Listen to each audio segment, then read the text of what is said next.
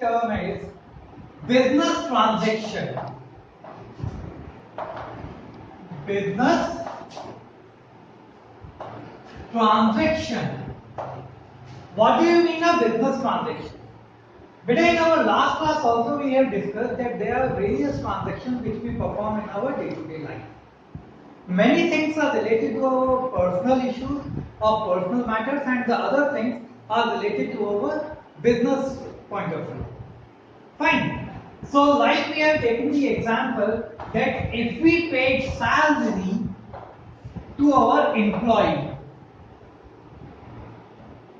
ठीक है, कि अज्यूम कीजिए हमारा एक रेडीमेड गारमेंट्स का शोरूम है और वहां पे कोई एम्प्लॉय हमारे पास काम करता है, उसको जो हम सैलरी पे करते हैं, ये मेरी बिजनेस ट्रांजैक्शन है क्योंकि ये मेरे कोर बिजनेस से रिलेट करती है।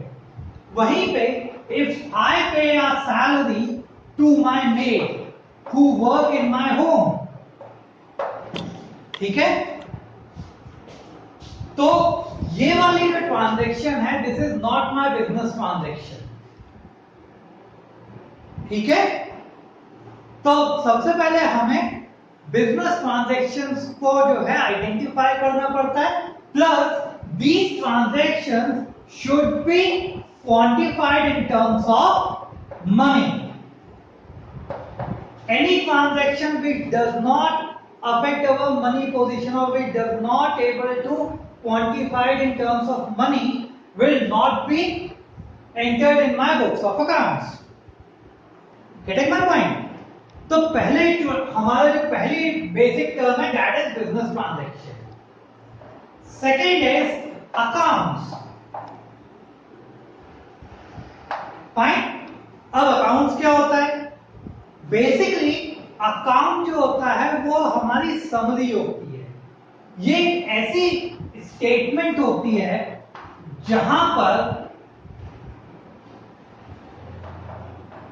Date, particulars, journal folio, amount, date, particulars, journal folio और amount, ठीक है। तो लेफ्ट साइड वाला हिस्सा कहलाता है डेबिट साइड और राइट वाला हिस्सा कहलाता है क्रेडिट साइड। अगर मैं ये बोलता हूं ये मैंने अपना कैश अकाउंट बनाया है, ठीक है, so all the transactions related to the cash either inflow or outflow will be recorded in my cash account. Cash account के अंदर कैश से छोड़कर कोई भी ट्रांजैक्शन नहीं आएगी, सिर्फ कैश से रिलेटेड ट्रांजैक्शंस आएंगी। इसी तरीके से चाहे मैं परचेज अकाउंट बनाऊं, चाहे सेल्स अकाउंट बनाऊं या कोई भी अकाउंट बनाऊं, उस पर्टिकुलर हेड से रिलेटेड ट्रांजैक्शन ही इस अकाउंट के अंदर आती है। Getting my point? ठीक है, इसीलिए बोलते हैं जो अकाउंट्स है ये समराइज ग्रुप होता है और ट्रांजैक्शंस जो हमने ट्रांजैक्शन रिकॉर्ड करी है। बेटा क्लियर है?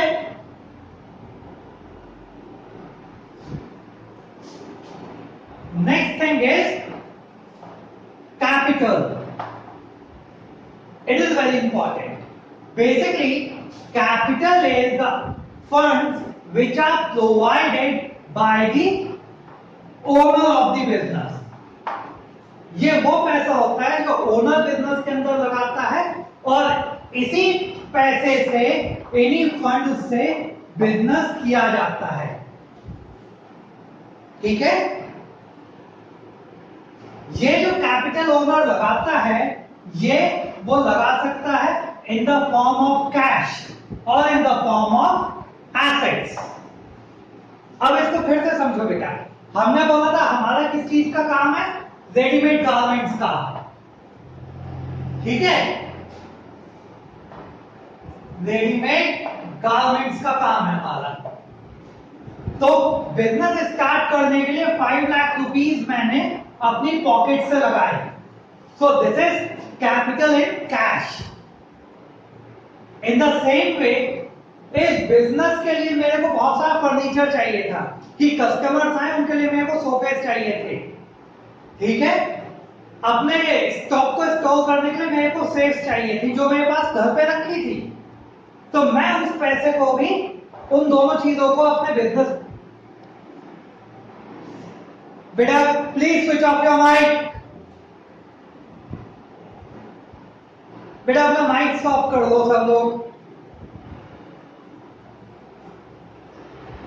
मैंने बोला बेटा इस बिजनेस को करने के लिए हमें दो चीजों की जरूरत थी कि एक फर्नीचर की और स्टोर करने के लिए सेफ्स की, जो मेरे पास पहले से थे, और वो दोनों ही चीजें मैंने अपने बिजनेस के अंदर लगा ली। ठीक है, तो वो कहलाता है कि सपोज करो 2 लाख रुपीस का ये सामान था, तो वो मैंने जो पैसा लगाया वो लगाया इन टर्म्स ऑफ पैसे। तो टोटल कैपिटल कितनी हो गई बिजनेस की? 7 लाख। बेटा अभी भी किसी का माइक ऑन है, please switch it of. Taranpreet एक बार देखिए बेटा, please switch it of. So capital के लिए हमने बोला capital is the fund which is provided by the owner. ठीक है, और इसी पैसे से हम बिजनेस करते हैं। This fund can be provided in terms of cash or in terms of assets. ठीक है? Fine. So what do you mean by assets? Basically, assets are those things on which you have your ownership right. Okay? And these things can be used as per your discretion. यानी कि ये वो चीजें जिनका आपका ownership right है, ठीक है, जिनको आप ओन करते हैं, और इन्हीं चीजों को आप यूज करते हैं अपने डिस्क्रिशन से, यानी कि जितना मर्जी आप यूज करना चाहें, जब चाहे यूज करना चाहें। और because of these assets only आप रेवेन्यू जनरेट कर पाते हैं। ठीक है, और जब मैं एसेट्स को क्लासिफाई करता हूं तो assets can be classified as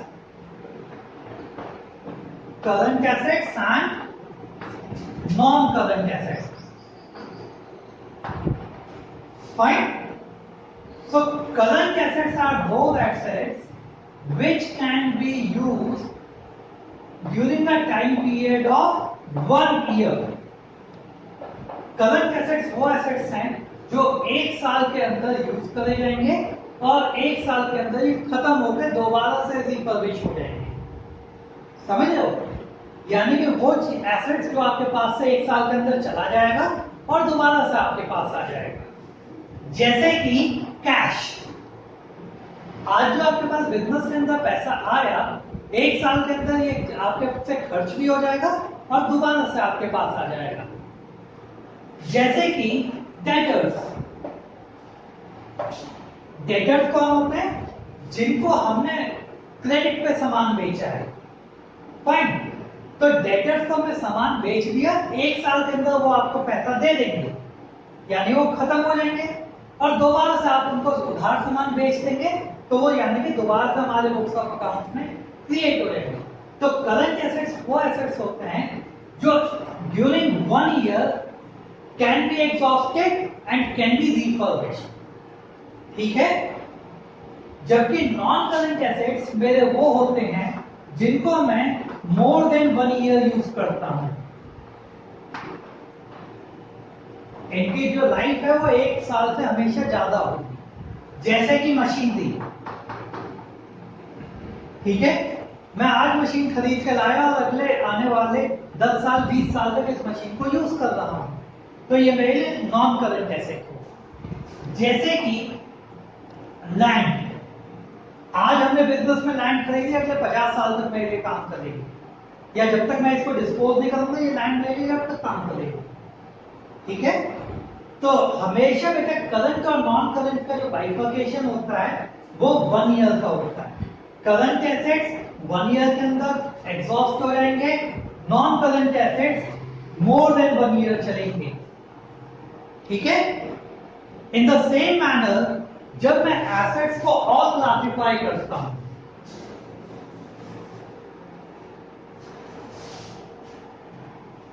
अगर मैं इन्हीं को भी और क्लासिफाई करता हूं tangible assets and non tangible. अब टैंजिबल क्या होता है बेटा? जिसको मैं टच कर सकता हूं, ठीक है? तो ये बोर्ड मेरे लिए टैंजिबल एसेट, मशीनरी मेरे लिए tangible asset, everything which can be touched and feel, that is my tangible assets.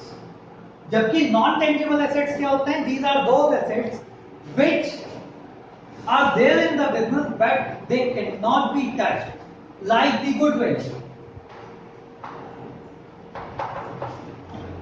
trademark, patent rights,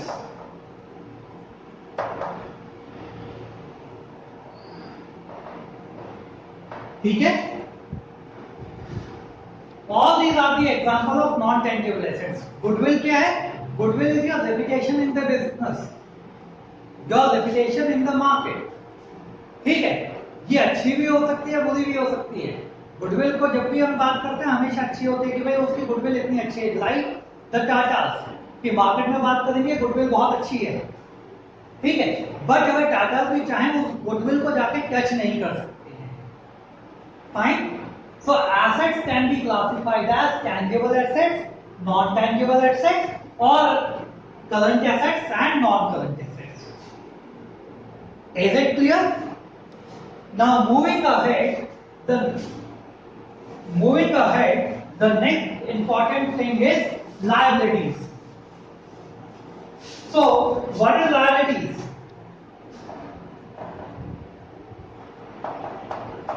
What are liabilities? Basically these are the obligations, यानी कि आपको ये चीजें रीपे करनी पड़ेंगी किसी को। आपने किसी से पैसा बोरो किया, दिस क्रिएट्स योर ऑब्लिगेशन कि आपको रीपे करना है पैसा। आप किसी से क्रेडिट पे सामान लेके आए, दिस क्रिएट्स योर ऑब्लिगेशन कि आपको इसका पैसा वापस करना है, ठीक है? बैंक से आपने शॉर्ट टर्म लोन ले लिया, उसको हम बैंक ओवरड्राफ्ट बोलते हैं, this creates your obligation, bank का पैसा वापस करो। So the things which creates the obligations are known as the liability, ठीक है? और जब मैं इन लायबिलिटीज को बाइफरकेट करता हूं, they can be bifurcated as current liabilities and non-current liabilities, ठीक है? So basic remains the same. अगर कोई liability during the time of 1 year ये खत्म हो जाती है और दोबारा से जनरेट हो जाती है, तो वो मेरी करंट लायबिलिटी कहलाएगी। और वो लायबिलिटी जो मोर देन 1 ईयर चलेगी मेरे पास, मोर देन 1 ईयर, वो मेरी नॉन करंट लायबिलिटी कहलाएगी, ठीक है? करंट लायबिलिटी का एग्जांपल क्या हो गया? Like the bank overdraft. Bank overdraft क्या होता है कि बैंक ने आपको शॉर्ट टर्म लोन दे दिया, आपके अकाउंट में आज पैसा नहीं है, 2000 रुपए की कमी है, बैंक आपको शॉर्ट टर्म लोन दे देगी और अगली बार जैसे ही आप पैसा जमा करेंगे बैंक अपना पैसा काट लेगी और अपना जो ये लोन उसने दिया है शॉर्ट टर्म उसको रिकवर कर देगी। इन द सेम मैनर क्रेडिटर्स, यानी कि वो लोग जिनसे आप सामान क्रेडिट पे खरीद के लाए हैं, तो इनको भी आप 1 साल के अंदर अंदर पे कर देते हैं, तो ये खत्म हो जाएंगे और जब दोबारा इनसे सामान लेके आएंगे तो क्रेडिटर्स फिर से मेरे बुक्स ऑफ अकाउंट्स में रिकॉर्ड हो जाएंगे।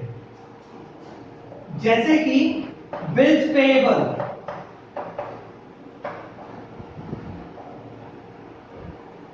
बिल्स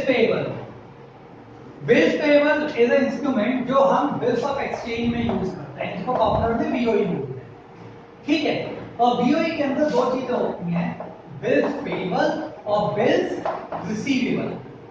स्टूडेंट्स आपको ये पूरा चैप्टर है आगे डिटेल में, ठीक है? तो इसको डिटेल में जब पढ़ेंगे, बट अभी के लिए आप याद रखिए कि बिल्स पेएबल एक ऐसा इंस्ट्रूमेंट है जो आपको दिया जाता है और आप इसके बदले में पेमेंट करते हैं, और ये शॉर्ट टर्म होता है। ज्यादातर जो बिल्स ऑफ एक्सचेंज होते हैं ये 3 मंथ्स या फिर 90 डेज के होते हैं, ठीक है।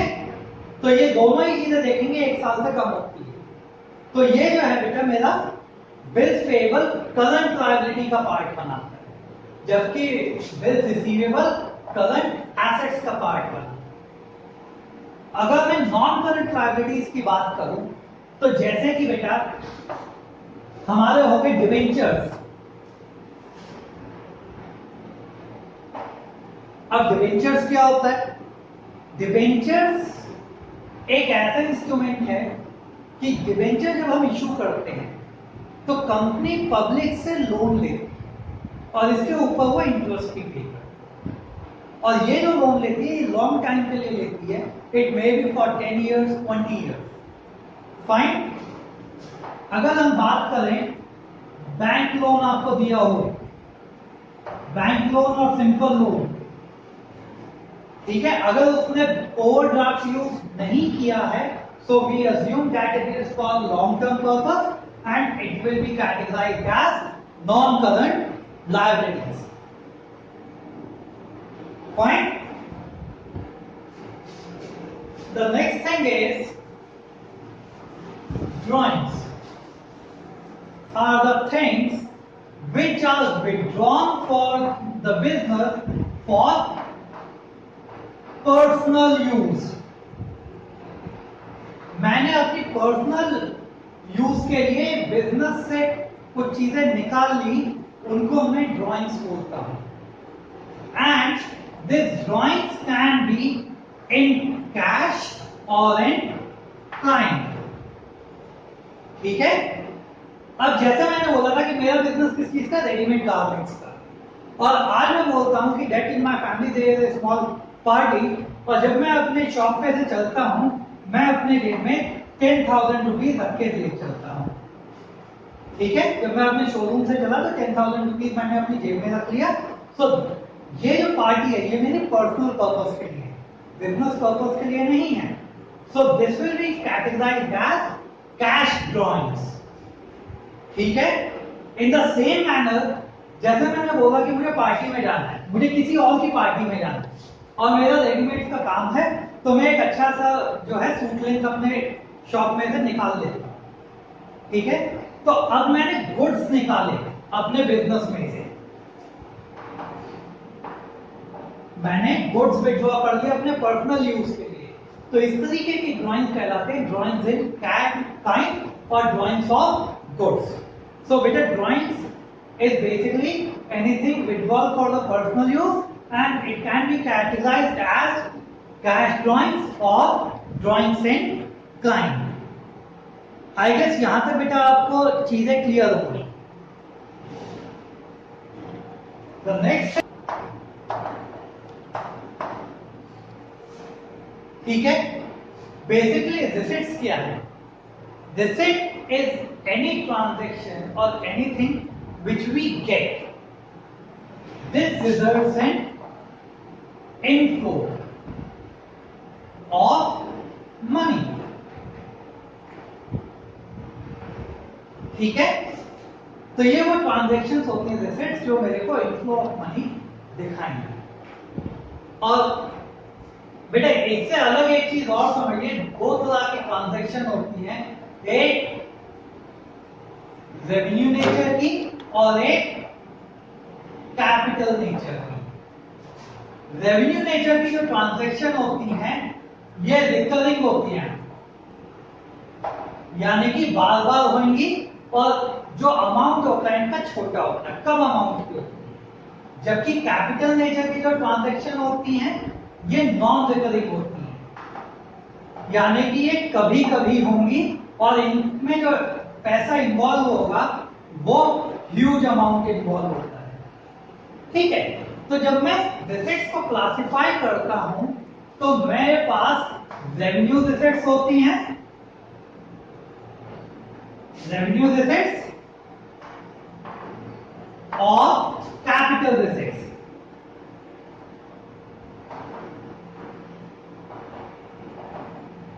ठीक है। तो रेवेन्यूज एसेट्स क्या है? Revenues assets are those assets which I get from day to day activity. Day to day activity से मुझे ये पैसा मिलता है, like from the sale of goods. जो मैं सेल कर रहा हूं उससे जो पैसा मिलता है वो मेरा रेवेन्यूज एसेट्स कहलाता है। जबकि कैपिटल एसेट्स मैंने जैसे बताया कि नॉन रिकरिंग होंगी, कभी कभी होंगी। फॉर एग्जाम्पल, मेरे पास एक मशीन थी पुरानी, मैंने वो सेल कर दी, सेल ऑफ मशीन दी, तो बेटा ये मेरा रोज की डे टू डे एक्टिविटी नहीं होगी कि मैं अपनी मशीनरीज को बेचूं या मैं लैंड को बेचूं। और जब भी आप ध्यान दीजिएगा, जब भी मैं मशीनरी बेचूंगा, लैंड बेचूंगा, इनसे जो पैसे का ट्रांजैक्शन होगा वो एक ज्यादा पैसों का ट्रांजैक्शन होगा, ठीक है। तो इसीलिए इनको मैंने कैपिटल एसेट्स के अंदर रखा है। यहां तक किसी को कोई एक इशू है बेटा? क्लियर है? Very good.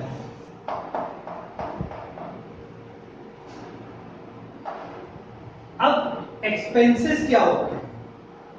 Basically expenses are cost incurred, ठीक है, कि हमने अपने बिजनेस में रेवेन्यूज को जनरेट करने के लिए जो कॉस्ट लगाई है। जैसे कि मैंने सैलरी पे करी, अगर मेरे यहां पे एम्प्लॉय होंगे तभी वो साल जो है चीजें बेच पाएंगे, ठीक है। मैंने बिल्डिंग का रेंट पे किया, अगर मेरे पास बिल्डिंग ही नहीं होती तो क्या मैं अपने रेवेन्यू जनरेट कर पाता? क्या चीजें सेल कर पाता? नहीं। तो बेसिकली ये वो कॉस्ट होती हैं जिनको मैं बेयर करता हूं रेवेन्यूज जनरेट करने के लिए, ठीक है। और रेवेन्यूज क्या होता है बेटा? रेवेन्यू अभी बताया था कि this is the amount of money which we get from the sale of goods, ठीक है।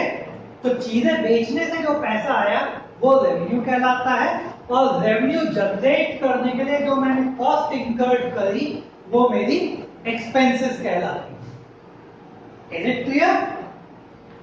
और अगर मैं प्रॉफिट्स की बात करूं बेटा, कि प्रॉफिट्स क्या है बिजनेस के अंदर, जस्ट वेट अ मिनट बेटा। प्रॉफिट्स क्या है? Profits are revenue minus expenses.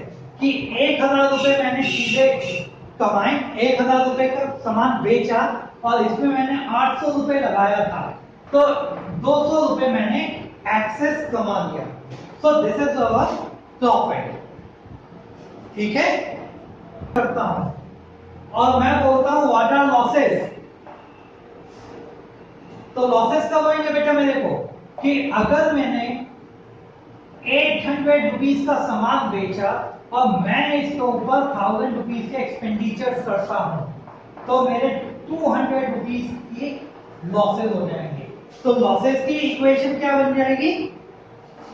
Expenses minus the revenues is defined as losses, ठीक है। यहां तक चीजें क्लियर होंगी बेटा। अब एक चीज और समझो, प्रॉफिट्स जो होते हैं ये मेरा डे टू डे एक्टिविटी से अलाइज होता है। यानी कि जैसे जैसे मैं जो बिजनेस करता हूं, जो भी मेरी नॉर्मल ट्रांजैक्शंस होती हैं, उनसे जो मेरे को पैसा मिलता है that is categorised as profits. जबकि गेन्स, सुनने में दोनों चीजें एक जैसी लगती हैं। गेन्स क्या है? They are non recurring in nature. Non recurring in nature, what do you mean by this? कि जैसे कि मैंने अपनी एक मशीनरी बेची, ठीक है, and because of sale of this machinery I got 50,000 rupees extra. So this will be termed as gain. Are you getting my point? ठीक है। दूसरा एग्जांपल क्या हो सकता है बेटा गेन का, कि जैसे कि मैंने एक लैंड खरीदी थी, मैंने 10 लाख की लैंड खरीदी थी और जब मैंने इसको सेल किया ये मेरी 15 लाख की सेल हुई, ठीक है।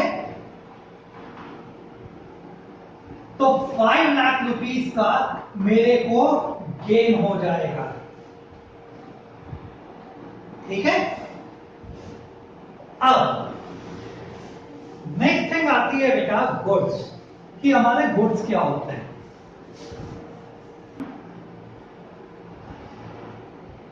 बंद कर दिया। सो बेटा what are goods? Basically goods are those thing in which we deal. जैसे कि मैंने बोला कि मेरा बिजनेस किस चीज का, रेडीमेड गारमेंट्स का, ठीक है। तो ये जो क्लोथ्स मैं लेके आता हूं for reselling purpose is my good. ऐसे ही किसी का सपोज करो मेडिसिन का काम है तो उसके लिए मेडिसिन गुड्स कहलाएंगे, ठीक है। किसी का सपोज करो ग्रोसरी का काम है तो उसके लिए ग्रोसरी आइटम गुड्स हैं। और कोई प्रॉपर्टी डीलर है, ठीक है, जिसका जमीन बेचने और खरीदने का काम है तो ये लैंड उसके लिए गुड कहलाएगी। तो बेसिकली जिस भी चीज में हम डील करते हैं, जिसका हम सेलिंग या रीसेलिंग करते हैं, वो मेरे लिए गुड्स कहलाते हैं, ठीक है। और सिर्फ गुड्स की ही हम सेल मानते हैं, यानी कि जब गुड्स को बेचेंगे तो वो हमारी सेल कहलाएगी। जैसे मेरा रेडीमेड गारमेंट्स का काम है, क्लोथ्स बेचा तो मेरी वो सेल कहलाई। अगर मैंने कोई अपना फर्नीचर बेचा पुराना तो ये मेरी सेल नहीं होगी। Is it clear? In the same manner बेटा, जैसे मैंने सेल बताया था कि सेल क्या है, जब आपने गुड्स को बेचा, जिस चीज में आप बिजनेस करते हैं जब उनको बेचा वो सेल कहलाएगी। सिमिलरली जब मैं उन गुड्स को खरीद के लाऊंगा तो वो मेरी परचेज कहलाएगी। यानी कि जब मैं ये रेडीमेड गारमेंट्स खरीद के लाऊंगा तो ये मेरी परचेज कहलाएगी। अगर मैं नया फर्नीचर खरीद के लाया क्योंकि ये मेरे गुड्स नहीं है तो ये मेरी परचेज भी नहीं कहलाएगी। Getting my point? सिर्फ गुड्स को जिनको मुझे रीसेल करना है, जब मैंने उनको खरीदा तो वो मेरी परचेज कहलाएगी। अब यहां पे एक चीज और निकलती है बेटा, जैसे मैंने तुम्हें बताया सेल और परचेज। अब सपोज करो तुमने सेल कर दी थी किसी को और वो माल डिफेक्टेड निकला तो वो तुमको वापस दे देगा ये सामान, ठीक है। तो जब वो आपको सामान वापस करेगा तो वो कहलाती है सेल्स रिटर्न।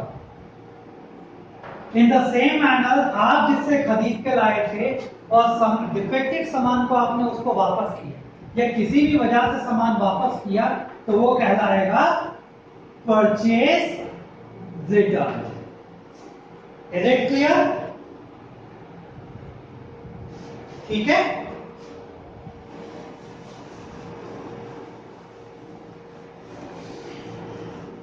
अब एक बहुत इंपॉर्टेंट टर्म बता दो बेटा, एग्जाम पॉइंट ऑफ व्यू से भी ये बहुत आती है, that is deferred revenue expenditure. Deferred revenue expenditure क्या होता है?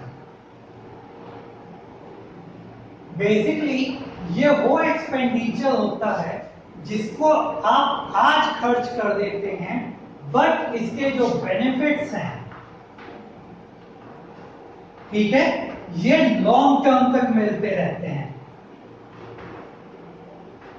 प्लस इन एक्सपेंसेस को आप ब्रेक कर सकते हैं over a period of time और अपने प्रॉफिट से चार्ज कर सकते हैं। प्रॉफिट से चार्ज करने का मतलब क्या है कि इतने ही अमाउंट से आप अपने प्रॉफिट्स को कम कर सकते हैं। इसका एग्जांपल बताता हूं बेटा, जैसे एडवर्टाइजमेंट एक्सपेंस, ठीक है। फॉर एग्जांपल मैंने अपने जो ये रेडीमेड गारमेंट्स का शोरूम है इसके लिए किसी एक्टर को हायर किया कि भाई आप मेरा एडवर्टीजमेंट, और सपोज करो कि मैंने इसके लिए किसको दे बेटा, हम शाहरुख खान को ले लेते हैं, ठीक है, और शाहरुख खान हमसे इस ऐड करने के लिए 5 करोड़ रुपए मांगता है, 5 CR। अब ऐसा तो है नहीं कि मैंने जब आज उसको पैसा दिया तो सिर्फ इसी साल मुझे इसका बेनिफिट मिलेगा, मुझे इसकी एडवर्टीजमेंट की वजह से आने वाले कई सालों तक जो है फायदा मिलेगा, ठीक है। तो मैं क्या करता हूं, ये 5 करोड़ रुपए की जो अमाउंट है मैं बोलता हूं इसको 5 साल में रिकवर करेंगे, तो हर साल 1 CR मैं अपने प्रॉफिट में से चार्ज करता हुआ चलूंगा, अपने प्रॉफिट को कम कर दूंगा, ठीक है। तो ये मेरा कहलाता है डेफर्ड रेवेन्यू एक्सपेंडिचर, ओके। अब बेटा जल्दी से 2 टर्म्स और समझ लेते हैं, ये आपको अब तक समझ भी आ गई होंगी। डेटर्स कौन होते हैं मेरे, और क्रेडिटर्स कौन होते हैं। डेटर्स वो होते हैं जिनको मैंने क्रेडिट सेल करी है, तो ये लोग डेटर्स जो हैं मेरे एसेट्स बन जाते हैं, क्योंकि एक तरह से समझो मेरे गुड्स हैं जो डेटर्स के पास हैं, मेरा पैसा है जो डेटर्स के पास है, जो मेरे को रिटर्न करेगा। जबकि क्रेडिटर्स जो हैं वो लोग हैं जिनसे मैंने क्रेडिट परचेज करी है, ठीक है, और ये मेरी लायबिलिटीज बन जाते हैं। ये करंट एसेट्स होते हैं और ये करंट लायबिलिटीज होते हैं, क्योंकि एक साल के अंदर ये दोनों ही चीजें जो हैं वो खत्म हो जाएंगी और दोबारा से जनरेट हो जाएंगी। Is it clear? Now moving ahead, the next thing is discount.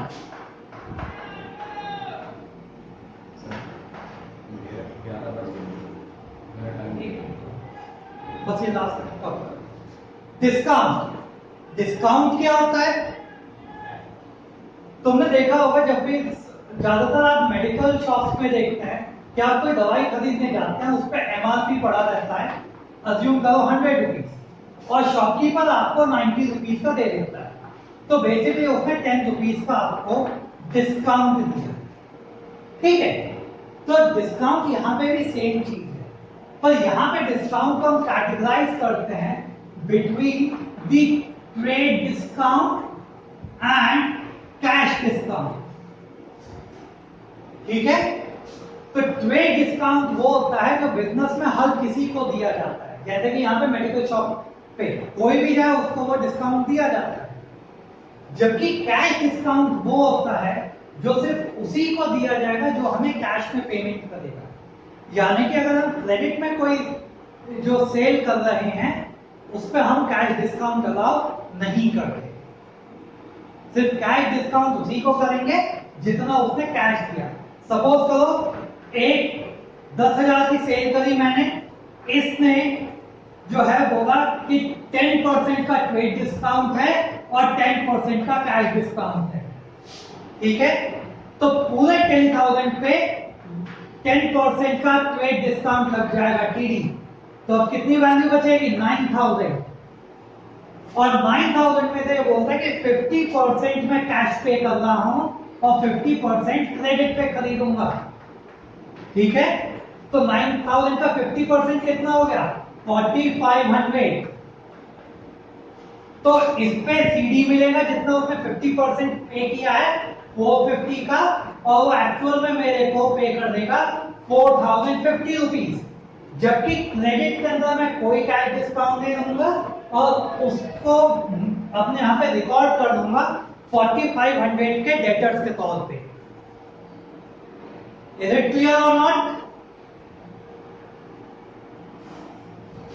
Thank you बेटा। तो बेटा आज इतना